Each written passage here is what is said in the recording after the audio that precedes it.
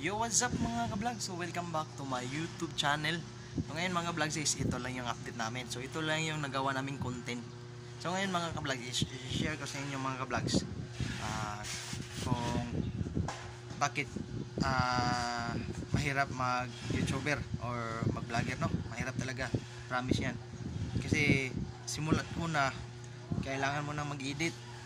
O, dito, mahirapan ka na sa pag-edit.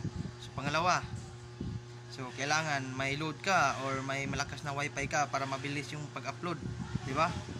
Tapos pangatlo is kailangan may self-confidence kayo. So, minsan mahiya naman tayo sa camera pero gusto niyo mag-vlogger gusto niyo mag-YouTuber kaya magpakapal yung mukha niyo dapat, no? Makapal. So, yun, share ko lang yan sa inyo, no? Ngayon mga vlog is naliligo na ako, tapos siya hindi pa naliligo. So yun, nakita niyo naman yung exclusive na video namin, no, na-upload kagabi, yun naglabas siya. Siya po yung nagsasabon sa mga nilabhan namin na sa mga sinina. Tapos ako naman yung magwaswas. So hindi ko alam kung anong Tagalog sa waswas, no? So hating kaibigan kami.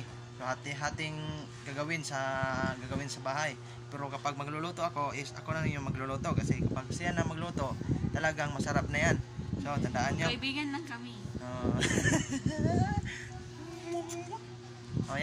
Yan lang yung gagawin nyo kapag magsasabi na yung partner nyo ganyan, kasi yung nakaraang video siya yung ganyan.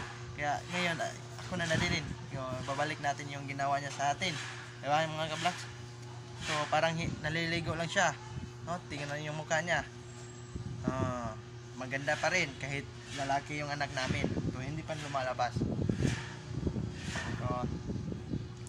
So maraming salamat sa mga nagsuporta na ako dyan, sa mga Bisaya o sa mga Tagalog. So salamat. Sana po suportahan nyo po kami palagi, and dito muna tayo sa video namin. Bye bye.